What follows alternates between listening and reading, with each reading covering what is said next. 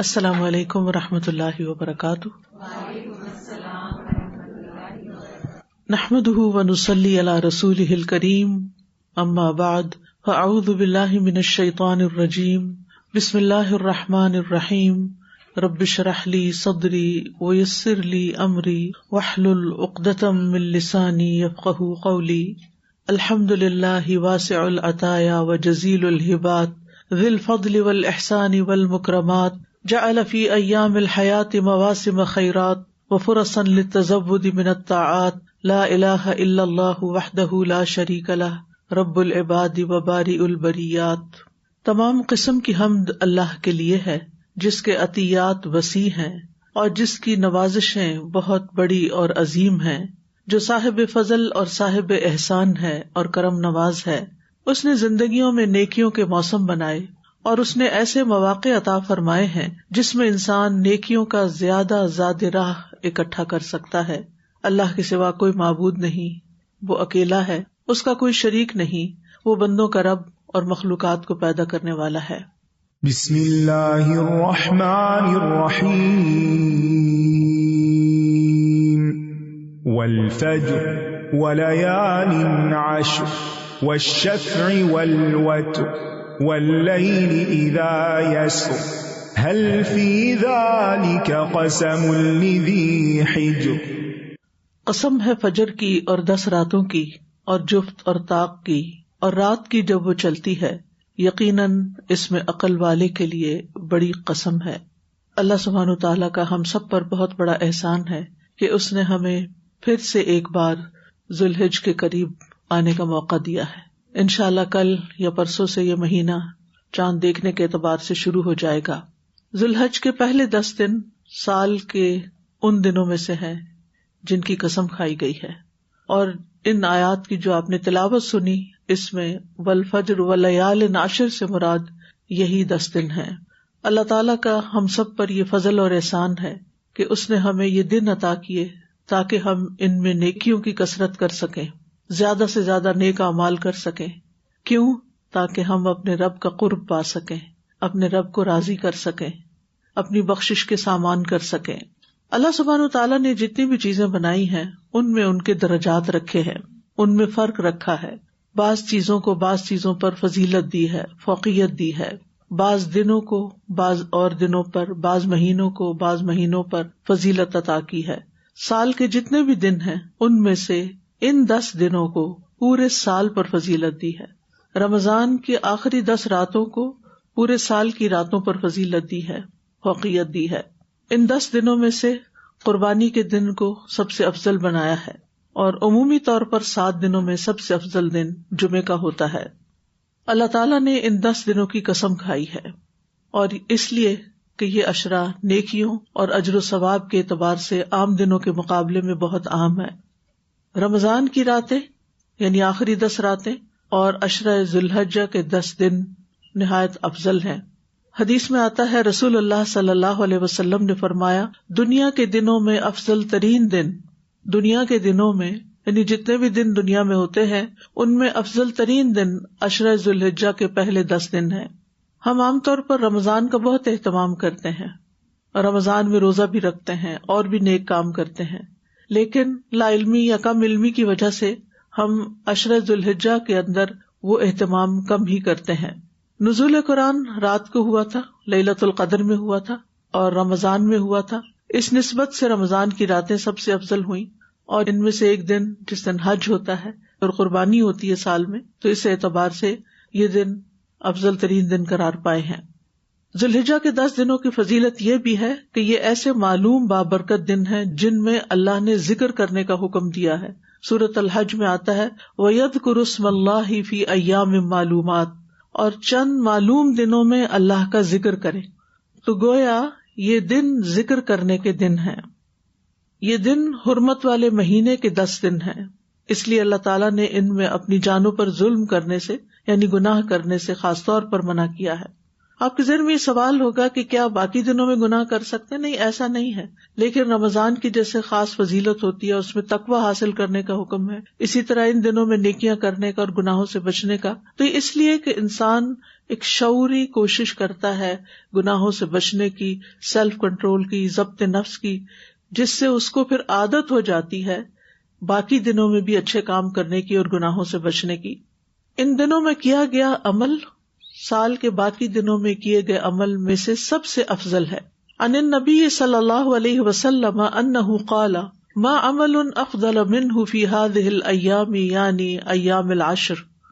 نبی صلی اللہ علیہ وسلم نے فرمایا ان دنوں میں کیے گئے عمل سے افضل کوئی عمل نہیں، ان دنوں میں کیے گئے عمل سے افضل بہتر کوئی عمل نہیں، یعنی عشرہ ذوالحجہ کے، یعنی سال کے جتنے بھی اور دن ہیں ان میں انسان جو جو نیکیاں کرتا ہے ان سب کے مقابلے میں ان 10 دنوں میں کی گئی نیکیاں اللہ تعالیٰ کو سب سے زیادہ محبوب ہیں، پسندیدہ ہیں، اور ان کا اجر کتنا ہے یہ تو اللہ ہی کو معلوم ہے۔ ان دنوں میں کیا کیا اعمال ہمیں کرنے چاہیے ان کی میں آگے تفصیل بتاؤں گی، لیکن ان دنوں میں جو بھی ہم کریں گے وہ بہت زیادہ پاکیزگی کا اور بڑے ثواب کا باعث ہوگا۔ ان دنوں میں ادا کیے جانے والے فرائض دیگر دنوں کے فرائض سے افضل ہیں، نوافل دیگر دنوں کے نوافل سے افضل ہیں۔ ابن عباس کہتے ہیں کہ نبی صلی اللہ علیہ وسلم نے فرمایا، صحیح بخاری کی یہ روایت ہے، جو عمل ان 10 دنوں میں کیا جائے اس کے مقابلے میں دوسرے دنوں کا کوئی عمل افضل نہیں۔ لوگوں نے عرض کیا کیا جہاد بھی اس کے برابر نہیں؟ آپ نے فرمایا جہاد بھی اس کے برابر نہیں، سوائے اس شخص کے جس نے اپنی جان اور اپنے مال کو خطرے میں ڈالا اور کوئی چیز واپس لے کر نہ لوٹا، یعنی شہید ہو گیا، وہ ایک اور فضیلت ہے، لیکن اس کے علاوہ کوئی اور عمل اتنا افضل نہیں جو کہ ان دنوں کے علاوہ کیا جائے۔ لہٰذا ان دنوں میں انسان کو شعوری طور پر زیادہ سے زیادہ نیکیوں کی طرف رغبت کرنی چاہیے اور دنیا کے کاموں کو پیچھے کر دینا چاہیے۔ ان دنوں میں بڑی بڑی عبادات جمع ہو جاتی ہیں۔ ابن حجر کہتے ہیں باقی دنوں کی نسبت ان دنوں کی فضیلت کا ایک سبب یہ بھی ہو سکتا ہے کہ ان 10 دنوں میں بڑی بڑی عبادتیں جمع ہو جاتی ہیں، جیسے نماز، روزہ، صدقہ، حج۔ عبادات کا یہ مجموعہ باقی دنوں میں نہیں ہوتا۔ ان دنوں میں حج ہوتا ہے جو کہ اسلام کے ارکان میں سے ایک عظیم رکن ہے۔ حج ادا کرنے والا گناہوں سے ایسے پاک ہوتا ہے جیسے ماں کے پیٹ سے بچہ پیدا ہوتا ہے تو وہ گناہوں سے پاک ہوتا ہے۔ اور حج کے بارے میں قرآن مجید میں آتا ہے وَأَتِمُّ الْحَجَّ وَالْعُمْرَةَ لِلَّهِ، اور حج مبرور کی جزا جنت کے سوا کچھ نہیں۔ یعنی حج کرنے والا اگر صحیح طور پر حج کرتا ہے، نیکیوں سے بھرپور، گناہوں سے پاک، تو اس کی جزا جنت کے علاوہ کچھ اور نہیں۔ ابو ہریرہ رضی اللہ عنہ کہتے ہیں کہ رسول اللہ صلی اللہ علیہ وسلم نے فرمایا ایک عمرہ دوسرے عمرے تک ان گناہوں کا کفارہ ہے جو ان کے درمیان کیے گئے ہوں، اور حج مبرور کی جزا تو جنت ہی ہے۔ ان دنوں میں یوم الترویہ ہے، یہ حج کا احرام باندھنے کا دن ہے جو 8 ذوالحجہ ہے۔ ان میں یوم عرفہ ہے، اور عرفات کا وقوف ہی دراصل حج کہلاتا ہے، الحج عرفہ، اور یہ بھی بہت بابرکت مبارک دن ہے۔ یہ وہ دن ہے جس میں اللہ نے اپنے دین کو مکمل کیا، اور اللہ تعالیٰ عرفہ والوں پر اپنا فخر فرماتا ہے، ان کے گناہ بخش دیتا ہے، اور یہ بخشش صرف ان کے لیے نہیں ہوتی بلکہ دیگر لوگوں کے لیے بھی ہوتی ہے۔ اس دن کی خاص برکت ہے۔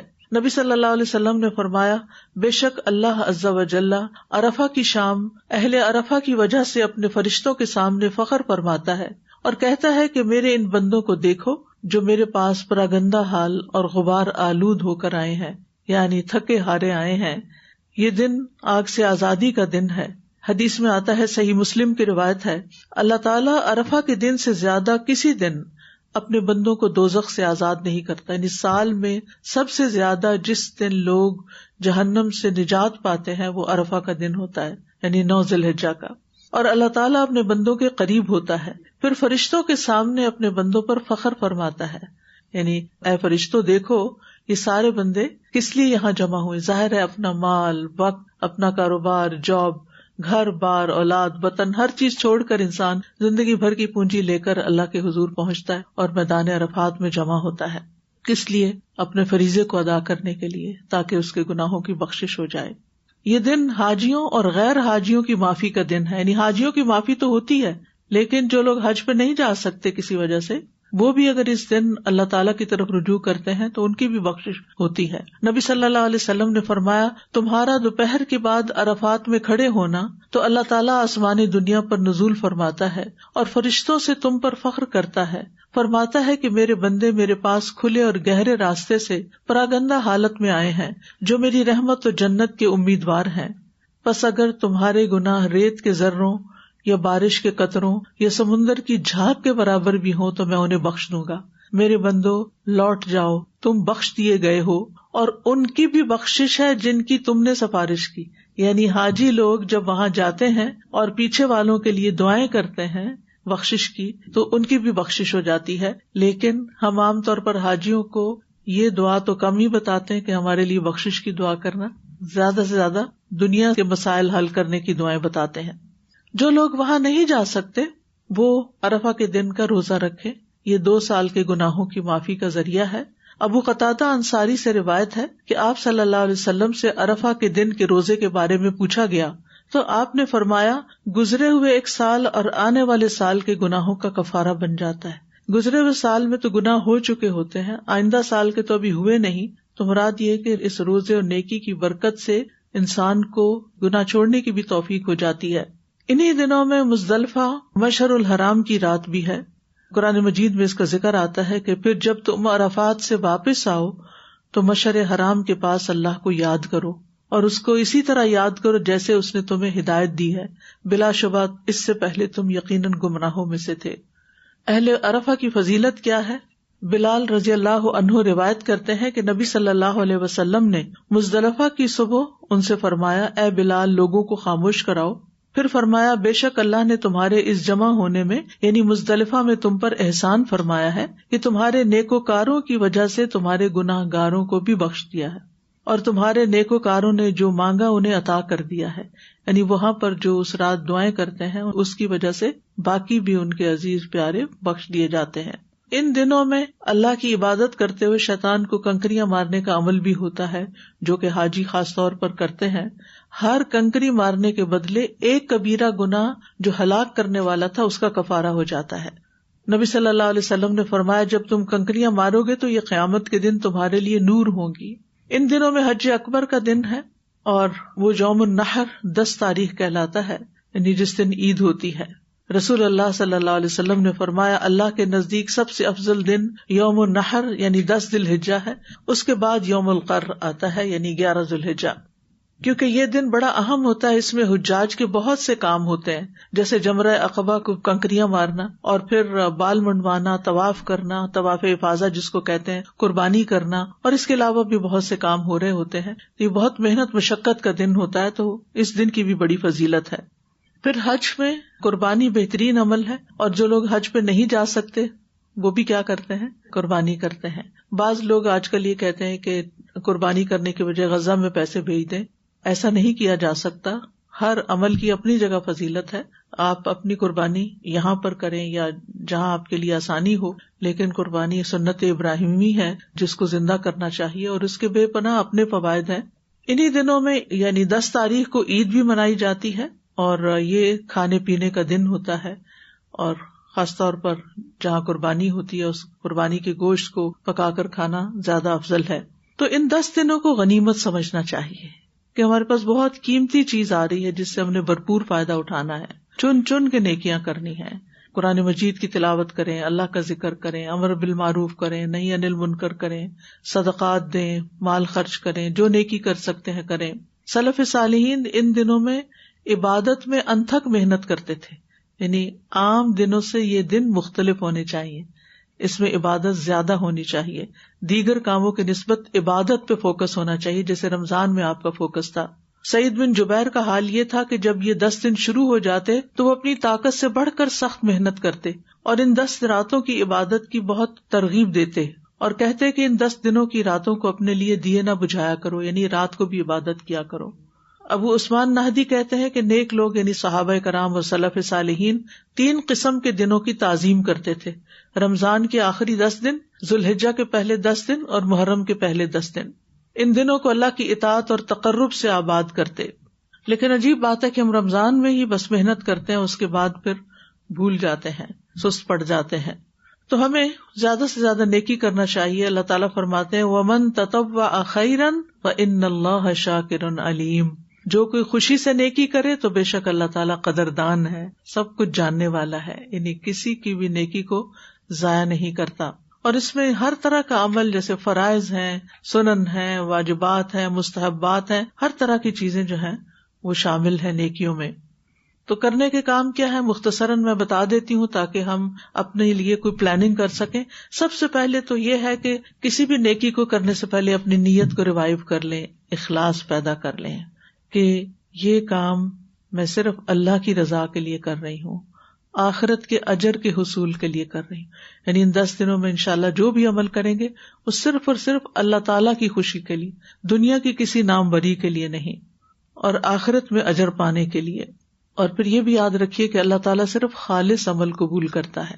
اور دنیا کی زندگی ایک امتحان ہے، اور اس امتحان کا مقصد یہ ہے کہ دیکھا جائے کہ لوگ عمل کیا کرتے ہیں. تو ان اعمال میں جو بھی اچھا عمل کریں، ایک تو سنت کے مطابق ہو اور دوسرا خلوص کے ساتھ کیا گیا ہو. پھر یہ کہ اخلاص کس طرح حاصل ہوگا اور اس میں کیا کیا چیزیں مد نظر رکھنی ہے آپ نے. نمبر 1، ہر نیکی آخری نیکی سمجھ کر کریں.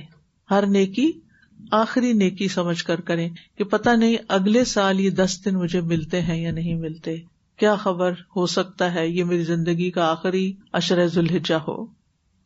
اور ہمیں آخری نیکی سمجھ کے اس لیے بھی کرنا چاہیے کہ ہمیں حکم دیا گیا وَلَا تَمُوتُنَّ إِلَّا وَأَنْتُمْ مُسْلِمُونَ، کہ تمہاری موت فرمانبرداری کے عالم میں ہی ہو. پھر اسی طرح یہ ہے کہ چھپ کے عبادت کرنے کی کوشش کریں، تنہائی کی عبادت، تنہائی میں آنسو بہانا، آہیں بھرنا، تڑپنا.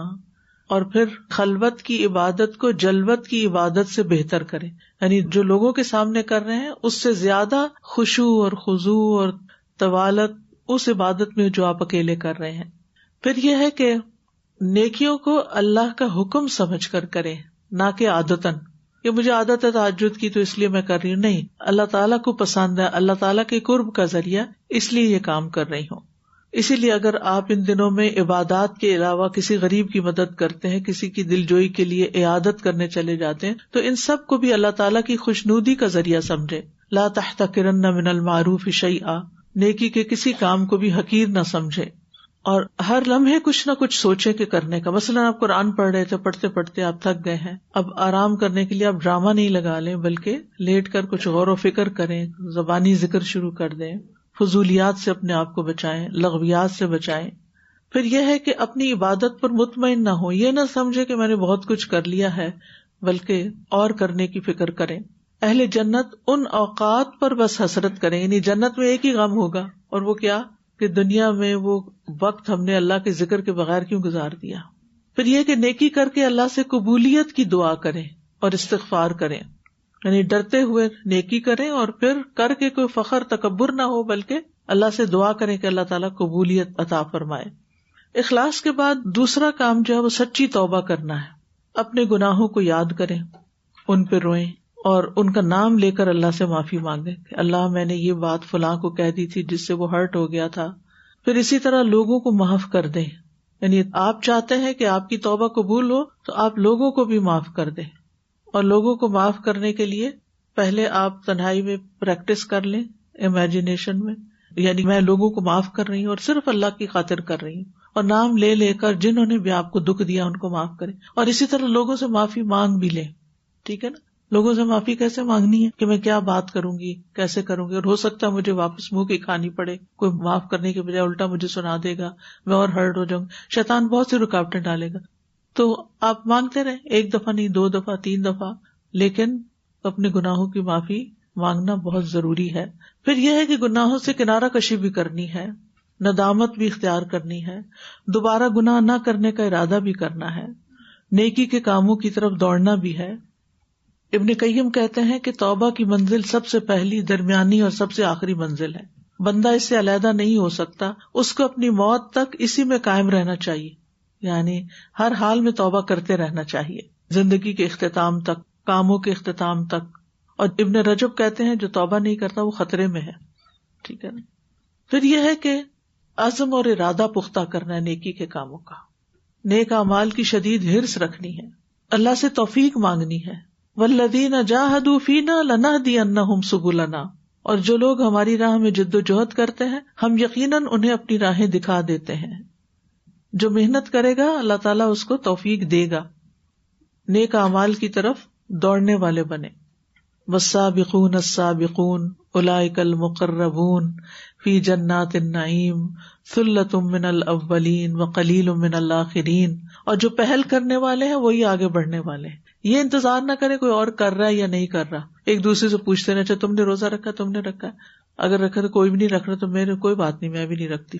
اس کا انتظار نہ کرے کہ اور کوئی کرے تو پھر آپ شروع کریں. آپ گھر میں شروع کر لیں. آپ نے گھر والوں کو بتا دیا کہ روزہ رکھنا ہے، اگر وہ اٹھیں تو ٹھیک، ورنہ آپ رکھ لیں. کیونکہ سب سے بڑی تبلیغ انسان کے عمل سے ہوتی ہے، باتوں سے کم ہوتی ہے، عمل سے زیادہ ہوتی ہے. لہٰذا بتانے سے زیادہ خود کرنا شروع کر دیں، جو بھی اللہ آپ کو توفیق دے. ٹھیک ہے اگر آپ کا کوئی عذر معذوری ہے، مجبوری ہے، آپ نہیں تہجد پڑھ سکتے، نہیں آپ روزہ رکھ سکتے، لیکن توفیق بھی مانگے. اور اس کے علاوہ جو کام آپ کر رہے ہیں، مثلاً اشراق میں آپ طویل قرات کر سکتے ہیں، جیسے رمضان کی راتوں میں آپ کرتے تھے نا، تراویحاں پڑھتے تھے، تو راتیں بہت چھوٹی ہوگی، بعض اوقات دیر سے سوتے ہیں تہجد کے لیے، اٹھ نہیں پاتے، تو پھر آپ کیا کریں، اشراق کا وقت وہ بڑا کھلا وقت ہوتا ہے، اس وقت طویل قرات کر لیں. پھر یہ کہ نیکیوں کا شوق اسی وقت ہوگا جب اللہ سے محبت ہوگی. کوئی جس سے محبت ہوتی ہے نا، اس کے لیے کچھ بھی کرنا مشکل نہیں ہوتا. اس میں انسان قربانی کرتا ہے، سیکریفائس کرتا ہے، اپنی پسندیدہ چیز بھی دوسرے کو دے دیتا ہے، اپنا آرام اور نیند وہ بھی قربان کر دیتا ہے. تو نبی صلی اللہ علیہ وسلم نے خاص طور پر تلقین کی کہ جس میں 3 چیزیں ہوں گی وہ ایمان کی حلاوت پالے گا، اللہ اور اس کے رسول تمام موجودات سے، تمام چیزوں سے زیادہ محبوب ہوں، اور جس سے محبت کرے اللہ کی خاطر کرے، اور ایمان کے بعد کفر کی طرف لوٹنا اتنا ناپسند ہو جیسے آگ میں جانا. تو بہرحال تمام محبتیں اور اخلاص صرف اللہ کے لیے ہو. مثلاً اولاد سے محبت اس لیے کہ وہ اللہ کی فرما بردار ہے، شاگردوں سے محبت اس لیے کہ وہ میرے لیے صدقہ جاریہ ہیں، صحابہ سے محبت اس لیے کہ وہ رسول اللہ صلی اللہ علیہ وسلم سے محبت کرتے تھے. تو یہ یعنی لوگوں سے بھی جو محبت ہے وہ بھی بامقصد ہونی چاہیے. یہ نہیں کہ بس جس چیز پہ دل آ گیا وہ صحیح ہے یا غلط ہے اس کے پیچھے لگ گئے. اور ان سب چیزوں سے بڑھ کر اللہ تعالیٰ سے محبت، والذین آمنوا اشد حبا للہ. اچھا، نیکیوں میں سب سے اہم ترین چیز جس کو آپ نے فوکس کرنا وہ نماز ہے، کہ نمازوں کی حفاظت کرنی ہے، اول وقت میں نمازیں ادا کرنے کی کوشش کرنی ہے، خشوع و خضوع کے ساتھ نماز پڑھنی ہے، اور دن میں جو 12 رکعت سنت پڑھنی ہے اس کی پابندی ضروری ہے. کیونکہ جو شخص دن میں 12 رکعتیں ادا کرے اس کے لیے جنت میں ایک گھر بنا دیا جاتا ہے. 4 رکعتیں ظہر سے پہلے، 2 رکعتیں ظہر کے بعد، 2 رکعتیں مغرب کے بعد، 2 رکعتیں عشاء کے بعد، اور 2 رکعتیں فجر سے پہلے، اور 2 رکعتیں ظہر کے بعد بھی ہوں گی. پھر اس کے علاوہ بھی نوافل جتنا بھی آپ پڑھ سکیں، کیونکہ سجدوں کی کثرت جو ہے یہ انسان کے درجات بلند کرتی ہے. تہجد کی نماز کے لیے کوشش کریں، توفیق مانگیں. اور بہترین تہجد کی نماز وہ ہے جس میں طویل قرات ہو. چاشت کے نوافل، اور مردوں کے لیے خاص طور پر جماعت سے نماز ادا کرنا. دوسری چیز ہے نماز کے بعد جس کی فکر آپ نے کرنی ہے وہ اللہ کا ذکر ہے. نبی صلی اللہ علیہ وسلم نے فرمایا کوئی دن اللہ کے ہاں ان 10 دنوں سے زیادہ عظمت والا نہیں، اور نہ ہی کسی دن کا عمل اللہ تعالیٰ کو ان 10 دنوں کے عمل سے زیادہ محبوب ہے. پس تم ان 10 دنوں میں کثرت سے تحلیل یعنی لا الہ الا اللہ، تکبیر اللہ اکبر اور تحمید الحمدللہ کہو. یعنی ان 10 دنوں میں زیادہ سے زیادہ لا الہ الا اللہ، اللہ اکبر اور الحمدللہ. نبی صلی اللہ علیہ وسلم نے فرمایا کیا میں تمہیں بہترین عمل نہ بتاؤں جو تمہارے مالک کے نزدیک اچھا اور پاکیزہ ہے، تمہارے درجات کی بلندی کا ذریعہ بھی ہے، اور سونا چاندی خرچ کرنے سے بھی بہتر ہے، اور اللہ کی راہ میں جہاد کرتے ہوئے تمہارے کفار کی گردنیں مارنے اور ان کے تمہاری گردنیں مارنے سے بھی افضل ہے. صحابہ نے عرض کیا کیوں نہیں؟ آپ نے فرمایا اللہ تعالیٰ کا ذکر، یعنی یہ اتنا افضل عمل ہے. اور پھر اگر ذکر کی عادت ہوگی تو مرتے وقت بھی انشاءاللہ کلمہ نصیب ہوگا. یعنی مومن کی جان نکل رہی ہوتی ہے اور وہ اللہ کے ذکر میں مشغول ہوتا ہے، اور ایسے لوگ سبقت کرنے والے ہیں، نیکیوں میں آگے بڑھنے والے ہیں. اور قرآن مجید میں یہ بھی آتا ہے کہ اللہ کا ذکر ہر چیز سے بڑھ کر ہے، وَلَذِكْرُ اللَّهِ اکبر. اور عشرہ ذوالحجہ میں سب سے افضل ذکر کیا ہے؟ کوئی شک نہیں کہ سب سے افضل ذکر جو ہے وہ کلام اللہ کا پڑھنا ہے، قرآن کی تلاوت. ایون اگر آپ اپنے سبق کو پڑھ رہے ہیں، کلاس اٹینڈ کر رہے ہیں، قرآن کو سیکھ رہے ہیں، ترجمہ یاد کر رہے ہیں، تجوید پڑھ رہے ہیں، اپنا سبق دہرا رہے ہیں، اگر حفظ شروع کیا ہوا ہے تو اس کو آپ پڑھ رہے ہیں، تو یہ ذکر میں افضل ترین عمل ہے، یعنی قرآن کے ساتھ تعلق. دوسرے ہے تکبیرات کا پڑھنا. اللہ اکبر اللہ اکبر لا الہ الا اللہ واللہ اکبر وللہ الحمد. اور ایک اور روایت میں 3 دفعہ بھی تکبیر پڑھنے کا ہے، اللہ اکبر اللہ اکبر لا الہ الا اللہ واللہ اکبر وللہ الحمد. یعنی 2 دفعہ بھی ہے اور 3 دفعہ بھی ہے. تیسری چیز، یعنی پہلی چیز ہے قرآن کی تلاوت، قرآن کا پڑھنا، قرآن کا سمجھنا. جس بھی حال میں، جیسے بھی آپ قرآن کے ساتھ نماز میں پڑھیں ویسے دیکھ کے تلاوت کریں، زبانی تلاوت کریں، اس کا ترجمہ پڑھیں، تفسیر پڑھیں، یہ سارا افضل ترین ذکر ہے. اس کے بعد دوسری چیز تکبیرات. تیسری چیز دنیا اور آخرت کی بھلائی کی دعائیں کرنا. اور علماء کہتے ہیں کہ افضل ذکر میں سے ایک وہ دعا ہے جس کو اللہ تعالیٰ نے اپنی کتاب میں ان ایام کے ساتھ ملایا ہے. کون سی دعا ہے؟ ربنا آتنا فی الدنیا حسنۃ وفی الآخرۃ حسنۃ وقنا عذاب النار. اور یہ دعا افضل ترین اور عظیم ترین دعاؤں میں سے ہے. حضرت انس سے روایت ہے، وہ کہتے ہیں کہ نبی صلی اللہ علیہ وسلم کی اکثر یہ دعا ہوا کرتی تھی، اللہم ربنا آتنا فی الدنیا حسنۃ وفی الآخرۃ حسنۃ وقنا عذاب النار. کسی نے حضرت انس سے کہا ہمارے لیے دعا کیجیے، تو حضرت انس نے دونوں ہاتھ اٹھا دیے اور کہا اللہم ربنا آتنا فی الدنیا حسنۃ وفی الآخرۃ حسنۃ وقنا عذاب النار. تو اس پر اس شخص نے کہا کہ اور بھی کچھ مانگیے. تو حضرت انس نے کیا کہا، اس ذکر اور دعا کے بعد مزید کوئی دعا نہیں کی جا سکتی، سبھی کچھ مانگ لیا. ربنا آتنا فی الدنیا حسنۃ، دنیا میں بھی سب اچھائیاں دے دے اور آخرت میں بھی دے دے، بس پھر اس کے بعد کیا، جب ساری چیزوں کو شامل کر لیا. یہ سب کو دعا آتی ہے ماشاءاللہ آپ کو، اور پڑھتے بھی رہتے ہیں، لیکن کیا اہتمام کرتے ہیں؟ نہیں کرتے نا. آج کا لیکچر رکھا اس لیے گیا ہے کہ جو باتیں آپ کو پتہ ہیں ان کو تازہ کیا جائے اور عمل میں لے آیا جائے. تو آپ نے کوشش کرنی ہے کہ ہر نماز کے ساتھ پڑھ لیں، یا اٹھتے بیٹھتے جو بھی کوئی پریشانی آئے، یا جس وقت بھی قبولیت کا وقت، روزہ رکھا ہے تو روزے کے دوران، افطار کے وقت، تہجد کے لیے اٹھ رہے ہیں تو تہجد کے وقت اس دعا کو آپ نے کثرت سے پڑھنا ہے تاکہ آپ کو دنیا کی ساری بھلائیاں نصیب ہوں انشاءاللہ.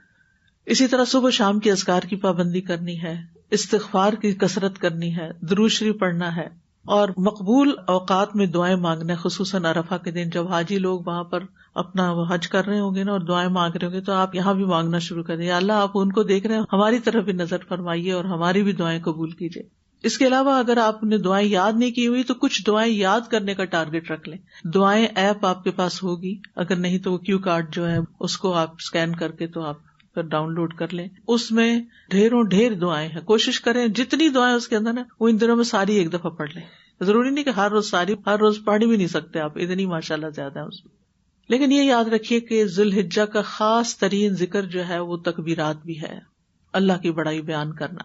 بے شک تکبیر کہنا عظمت والے رب کا ذکر کرنا ہے، عظیم عبادت ہے. اللہ تعالیٰ نے صرف دعوت نہیں دی بلکہ اس کی رغبت دلائی ہے. وَرَبَّكَ فَكَبِّرْ، اپنے رب ہی کی بڑائی بیان کرو. وَكَبِّرْهُ تَكْبِيرًا، جب ہم اللہ کو بڑا مان لیتے ہیں نا تو اس کے سامنے ہر چیز حقیر ہو جاتی ہے، ہر چیز چھوٹی ہو جاتی ہے، سارے غم چھوٹے ہو جاتے ہیں، ساری پریشانیاں چھوٹی ہو جاتی ہیں، لوگ چھوٹے ہو جاتے ہیں، ان کا خوف ختم ہو جاتا ہے، مستقبل کی وریث ختم ہو جاتی ہے. اللہ ہے نا، اور وہ سب سے بڑا ہے. اور پھر جب ہم اللہ کو بڑا مان لیتے ہیں نا تو اللہ تعالیٰ کی طرف سے کوئی بھی حکم آتا ہے، جیسے نماز کا وقت آ جاتا ہے، کسی کی ضرورت سامنے آ جاتی ہے، کسی بھی نیکی کا وقت آتا ہے تو ہم کہتے ہیں وہ میں بہت مصروف. اللہ سب سے بڑا ہے. اس وقت اللہ کی طرف سے پکار آ گئی ہے، حی علی الصلاۃ حی علی الفلاح، تو اٹھ جاؤ، اللہ بڑا ہے، یہ کام بڑا نہیں ہے. پھر اسی طرح ہمارا مال، ہماری اولاد، اللہ اس سے بھی بڑا ہے. والدین، دوست احباب، محبوب اور پیارے لوگ، سب سے بڑا ہے. لہذا جہاں اللہ کا حکم آ جائے، اللہ کی پکار آ جائے، وہاں سب پیچھے ہو جائیں. تو تکبیر اصل میں کیا ہے کہ انسان جب اللہ کو بڑا مان لیتا ہے تو پھر انسان کے دل میں سے بہت سے خوف دور ہو جاتے ہیں. کیونکہ جب انسان کو یہ پتا ہوتا ہے نا میں اس کو مانتا ہوں، میرا تعلق اس کے ساتھ ہے جو سب سے بڑا ہے، تو پھر پریشانیاں، خوف، گناہ، حتیٰ کہ نیک اعمال اور ہماری پسند اور ناپسند، ان سب چیزوں سے بڑا ہو جاتا ہے وہ. پھر ہماری زندگی اپنی صحیح جگہ پر آ جائے. دیکھیں، ایک ہے اللہ کو بڑا ماننا اور اللہ کو بڑا مان کر ساری زندگی کا پروگرام بنانا، اور ایک ہے کبھی کسی کو بڑا ماننا، کبھی کسی کی ہیبت، کبھی کسی کا خوف، کبھی کسی کی فکر کو سر پہ سوار کر لینا. تو جب یہ چیزیں ہو جاتی ہیں تو پھر انسان کی زندگی کا نقشہ بدل جاتا ہے، پھر آپ کی پرائرٹیز بدل جاتی ہیں. جب اللہ بڑا ہوتا ہے نا تو پرائرٹیز کچھ اور ہوتی ہیں، پھر ہر چیز اللہ ہی کے لیے ہوتی ہے، ساری امیدیں اسی سے لگائی جاتی ہیں. حدیث میں آتا ہے، مسند احمد کی روایت ہے، واللہ اکبر تملأ ما بین السماء والارض، اللہ اکبر کہنا زمین و آسمان کے درمیان ساری فضا کو بھر دیتا ہے. اتنا بڑا اجر ہے اس کے ذکر کا. ابن عمر کہتے ہیں ہم رسول اللہ صلی اللہ علیہ وسلم کے ساتھ نماز پڑھ رہے تھے کہ جماعت میں سے ایک آدمی نے کہا اللہ اکبر کبیرہ والحمد للہ کثیرہ وسبحان اللہ بکرۃ واصیلا. تو آپ نے فرمایا اس طرح کے کلمات کہنے والا کون ہے؟ جماعت میں سے ایک آدمی نے عرض کیا اللہ کے رسول میں ہوں. آپ نے فرمایا مجھے تعجب ہوا کہ اس کے لیے آسمان کے دروازے کھولے گئے، یعنی اس کلمے کو اوپر اٹھانے کے لیے آسمان کے دروازے کھول دیے گئے. ابن عمر کہتے ہیں پھر میں نے ان کلمات کو کبھی نہیں چھوڑا جب سے اس بارے میں نے نبی صلی اللہ علیہ وسلم کو یہ فرماتے ہوئے سنا ہے. تو یہ جب آپ اللہ اکبر کہتے ہیں نماز کے شروع میں، تو اس وقت بھی آپ یہ پڑھ سکتے ہیں.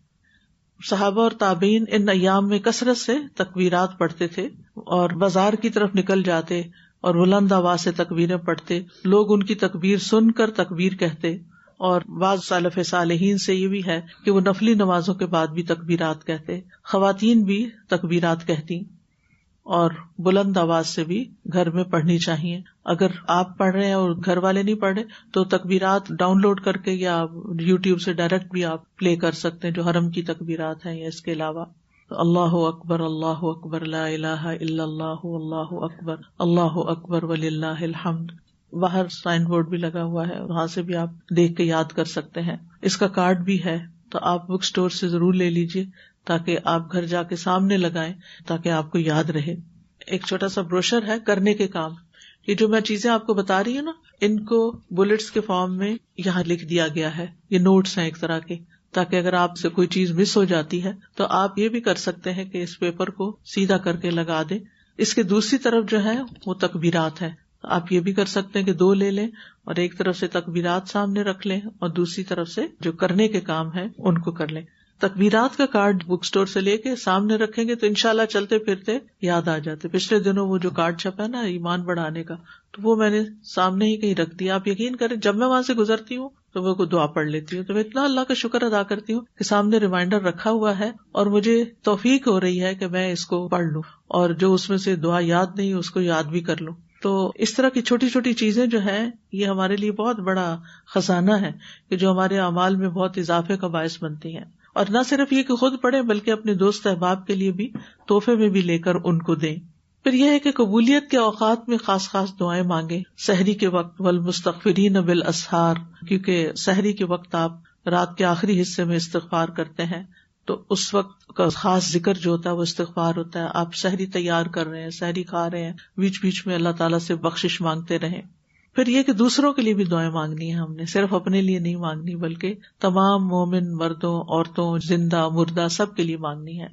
اور اگر آپ کی دعاؤں کی وجہ سے ان کو کوئی فائدہ پہنچتا ہے، ان کی بخشش ہو جاتی ہے، وہ سارا اجر بھی آپ کو مل جائے گا. اور جب انسان کسی کے لیے کوئی خیر خواہی کا کام کرتا ہے تو پلٹ کے آپ کے اپنے اوپر آتی ہے. پھر یہ ہے کہ ان 10 دنوں میں اللہ سے تجارت کریں. قرآن کی تلاوت کثرت سے کر کے ہر حرف پہ 10 نیکیاں ملتی ہیں. ابن رجب کہتے ہیں نفلی اعمال میں عظیم عمل جس کے ذریعے انسان اللہ تعالیٰ کا تقرب حاصل کرتا ہے، قرب حاصل کرتا ہے، وہ قرآن کی کثرت سے تلاوت کرنا ہے اور اس کو غور و فکر تدبر اور خوب سمجھ کر سننا ہے. تو الحمدللہ آپ لوگ خوش قسمت ہیں، یہاں روز آتے ہیں اور اپنے سبق پڑھتے ہیں اور اس کو پھر گھر جا کے دہراتے بھی ہیں، پھر اس کا ٹیسٹ کی تیاری کرتے ہیں، تو سارا وقت قرآن کے ساتھ گزرتا ہے. لیکن ان دنوں میں شعوری طور پر ایک عبادت سمجھ کے اس کو کرنا ہے، ہوم ورک سمجھ کے نہیں کرنا بلکہ عبادت سمجھ کر کرنا ہے. کیونکہ قرآن غموں کا علاج ہے، قرآن شفا ہے، قرآن سکون کا ذریعہ ہے. ہمارے دل کو اس کی ضرورت ہے.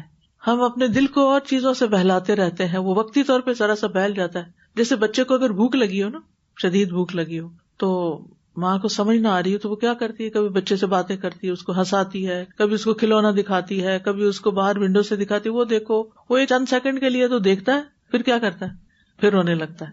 پھر وہ اس کو کچھ اور دیتی ہے اور پھر وہ رونے لگتا ہے، پھر وہ رونے لگتا ہے. جب اس کو کھانا ملتا ہے یا اس کو دودھ ملتا ہے ماں کا، تو اس کا سارا غم دور ہو جاتا ہے، اس کا سارا رونا دھونا ختم ہو جاتا ہے، پھر وہ ہنسنا شروع کر دیتا ہے، مسکرانا شروع کر دیتا ہے، کھیلنا شروع کر دیتا ہے، سکون میں آ جاتا ہے. آپ دیکھتے ہیں بچہ سکون میں آ جاتا ہے. تو بالکل اسی طرح ہمارا دل بھی نا ایک بچہ ہے جو اللہ کی یاد کے لیے روتا ہے، جو قرآن کے لیے روتا ہے، لیکن ہم اس کو قرآن نہیں دیتے اور چیزوں سے بہلا رہے ہیں. کبھی اچھے کپڑے خرید لیے، کبھی اچھے جوتے خرید لیے، کبھی کچھ اچھے کھانے بنا لیے، کبھی کہیں سیر و تفریح کے لیے نکل گئے. وہ جاتے ہیں تھوڑی دیر تو خوش ہوتے ہیں، بہلتے ہیں، پھر دوبارہ دل اداس ہو جاتا ہے، پھر رونا دھونا اندر ہی اندر شروع ہو جاتا ہے. تو یہ ایسا ویکیوم اور خلا ہوتا ہے کہ جس کو قرآن سے ہی بھرا جا سکتا ہے. اگر ہو سکے تو ان 10 دنوں میں قرآن مکمل کرنے کا ٹارگٹ رکھ لیں. اگر ہو سکے تو 3 سپارے روز کے بنتے ہیں اگر اللہ تعالیٰ توفیق دے. اور اس کے علاوہ یہ بھی کر سکتے ہیں آپ کے قرآن کی لسننگ بھی کریں. مثلا اگر آپ گھر کے کام کا ظاہر ہے وہ بھی فریضہ ہے اور وہ بھی نیکی کا کام ہے، تو کام کرتے ہوئے اپنا قرآن کی تلاوت لگا لیں، قرآن کی تفسیر لگا لیں، اپنے حفظ کی دہرائی کر لیں، کوئی نئی سورت یاد کر لیں کہ میں نے 2024 کے ذی الحجہ میں یہ سورت یاد کی تھی. کوئی بھی ایک سورت کا ٹارگٹ رکھ لیں. پھر اسی طرح یہ ہے کہ دوسروں تک قرآن کا پیغام پہنچائیں اور لوگوں کو دعوت دیں. اس کے علاوہ بندوں کے حقوق بھی ادا کریں، جن میں سب سے پہلے یہاں صدقہ خیرات آتا ہے. صدقہ جو ہے وہ انسان کے ایمان کے سچا ہونے کی علامت ہے کہ انسان اللہ کو واقعی مانتا ہے، کیونکہ وہ اپنا مال اللہ کی خاطر دوسرے کو دیتا ہے یا اپنا وقت دیتا ہے. اس کے علاوہ صدقہ جو ہے وہ بری موت سے بچاتا ہے، گناہوں کو ختم کرتا ہے، رب کے غضب کو بجھا دیتا ہے، مال میں برکت اور رزق میں اضافے کا سبب ہے. یعنی آپ دوسروں پہ خرچ کرتے ہیں، ان کے دلوں سے دعائیں نکلتی ہیں، نتیجتاً آپ کے رزق میں اور برکت ہوتی ہے. اور یاد رکھیے پھر سے کہ ان دنوں میں کیا جانے والا صدقہ سال بھر کے صدقات سے زیادہ افضل ہے. ویسے تو سارا سال عادت ہونی چاہیے کہ روزانہ کچھ نہ کچھ صدقہ کریں، لیکن ان دنوں میں سے کوئی دن ایسا نہ ہو کہ جس میں آپ صدقہ نہ کریں، چاہے ایک کھجور ہی کیوں نہ کریں. چھوٹی سے چھوٹی چیز بھی جو اخلاص کے ساتھ آپ اللہ کے راستے میں دیتے ہیں، اللہ تعالیٰ اس کو قبول کرتے ہیں. اور حدیث میں آتا ہے کہ اللہ تعالیٰ اسے اپنے دائیں ہاتھ سے قبول کرتے ہیں اور اس کو بڑھاتے رہتے ہیں، جیسے تم میں سے کوئی اپنے گھوڑے کے بچے کو کھلا پلا کے بڑھاتا ہے، یہاں تک کہ اس کا صدقہ پہاڑ کے برابر ہو جاتا ہے. اور پھر یہ کہ اللہ کے راستے میں، دین کے راستے میں جو کچھ آپ خرچ کرتے ہیں، فرمایا جس نے اللہ کے راستے میں کوئی چیز خرچ کی اس کے لیے اس کا 700 گنا لکھا جاتا ہے. یعنی باقی عام صدقات 1 کے 10، لیکن فی سبیل اللہ، اللہ کے دین کی خدمت میں، اللہ کے دین کو آگے بڑھانے کے لیے جب آپ خرچ کرتے ہیں تو اس کا اجر و ثواب کئی گنا اور بڑھ جاتا ہے، 700 گنا تک.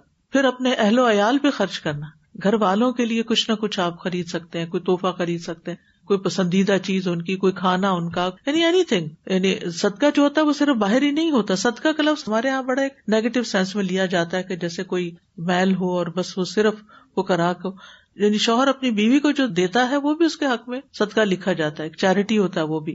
رسول اللہ صلی اللہ علیہ وسلم نے فرمایا افضل دینار جو آدمی خرچ کرتا ہے وہ دینار ہے جو وہ اپنے اہل و عیال پہ خرچ کرتا ہے. یعنی کہ گھر والوں کے لیے گروسری نہیں اور ان کے پاس کھانے کو نہیں اور آپ سب کچھ باہر ہی بانٹ رہے ہیں. اور وہ دینار جس کو آدمی اللہ کے راستے میں اپنے جانور پر خرچ کرتا ہے، یعنی اپنی سواری پر خرچ کرتا ہے. اور وہ دینار جو وہ اللہ کے راستے میں اپنے ساتھیوں پہ خرچ کرتا ہے، یعنی دین کے دوستوں پر.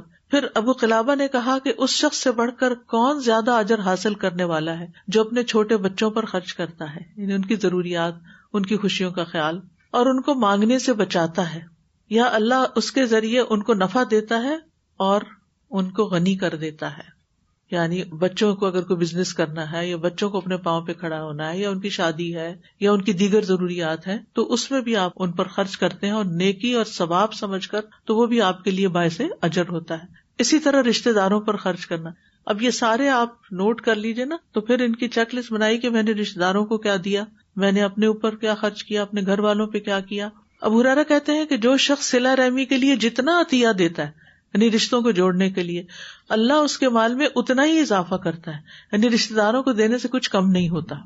ابو ایوب انصاری کہتے ہیں کہ رسول اللہ صلی اللہ علیہ وسلم نے فرمایا بے شک سب سے افضل صدقہ وہ ہے جو وہ اپنے اس رشتہ دار پر خرچ کیا جائے جو پوشیدہ دشمنی رکھنے کی بنا پر تم سے اعراض کرے، یعنی دل میں آپ سے کوئی ناراضگی ہے، کوئی خفگی ہے، کوئی گلہ ہے اور آپ سے سیدھے منہ بات نہیں کرتا، آپ اس کو دیں، اس کا دل بھی ٹھنڈا ہو جائے گا.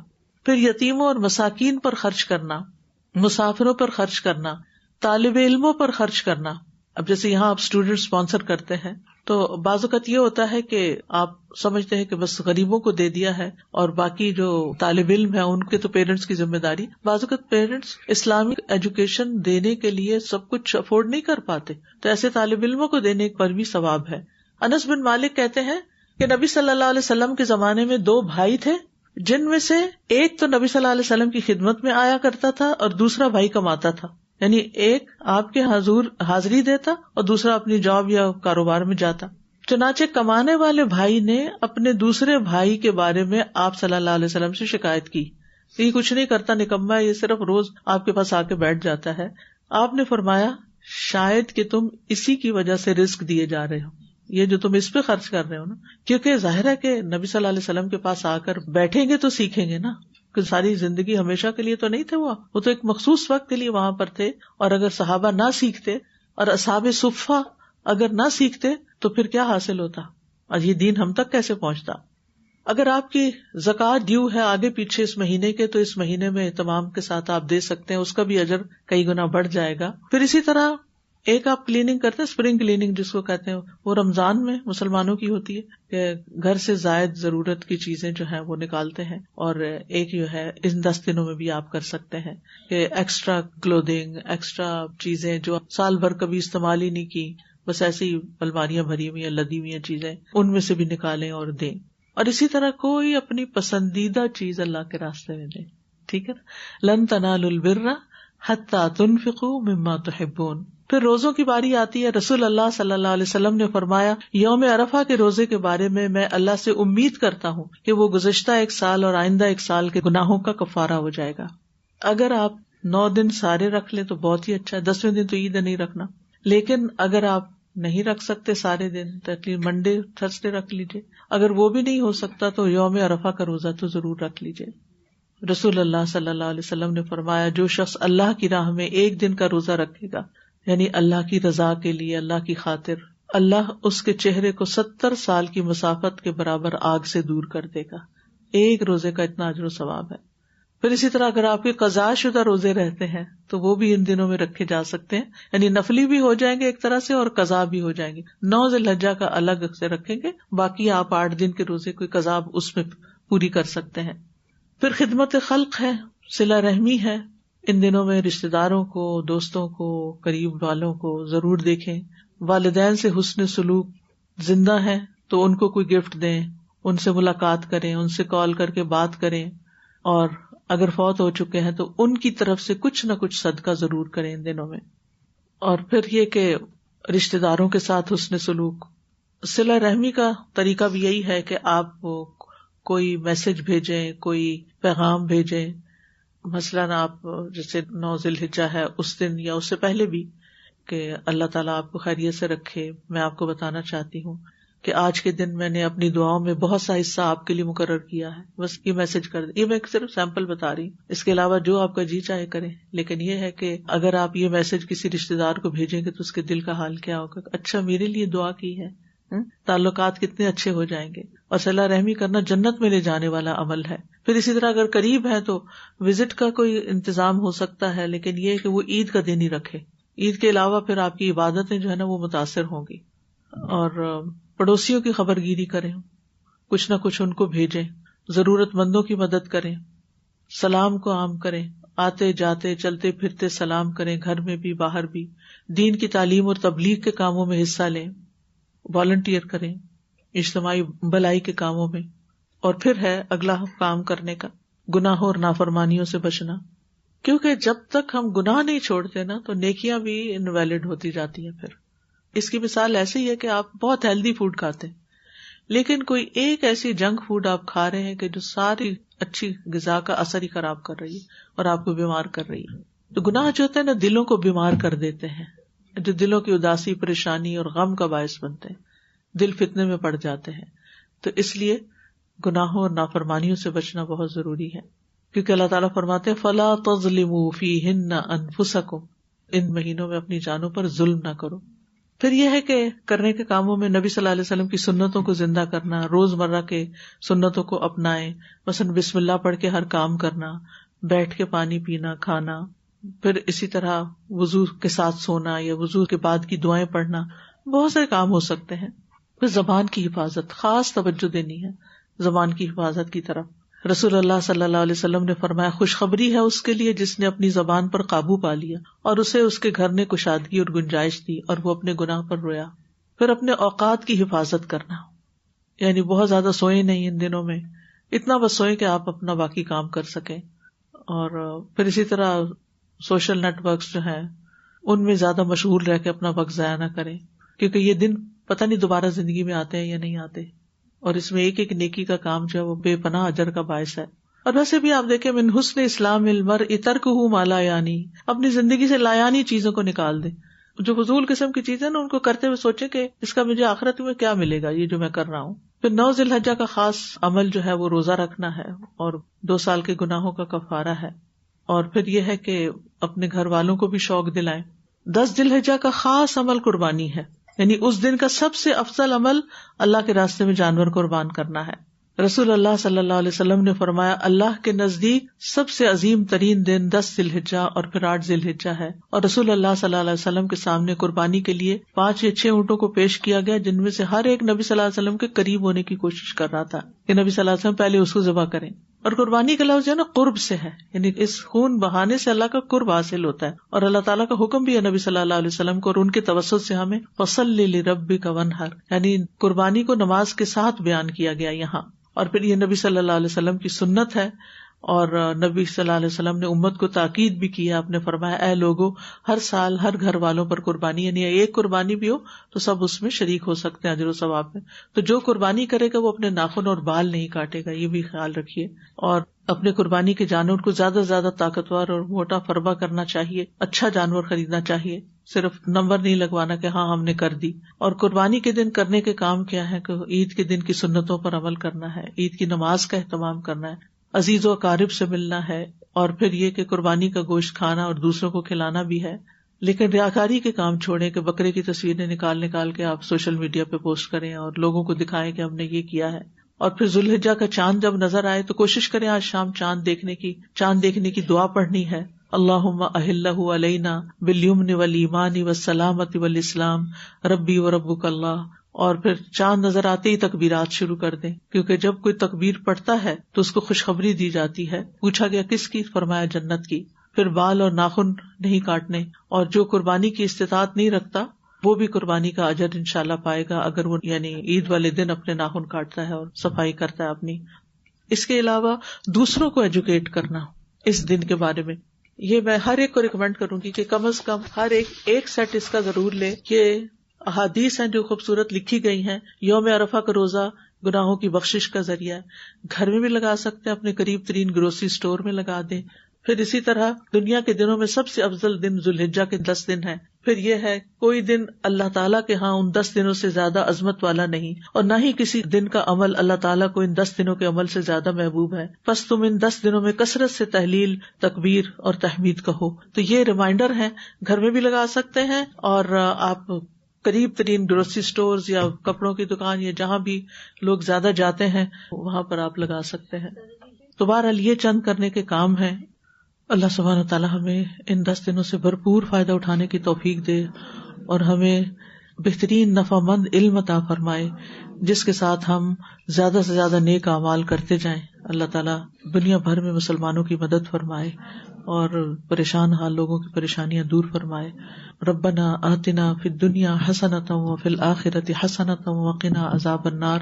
وآخر دعوانا ان الحمد للہ رب العالمین. سبحانک اللہم وبحمدک اشہد ان لا الہ الا انت استغفرک واتوب الیک. السلام علیکم ورحمۃ اللہ وبرکاتہ. وعلیکم السلام ورحمۃ اللہ.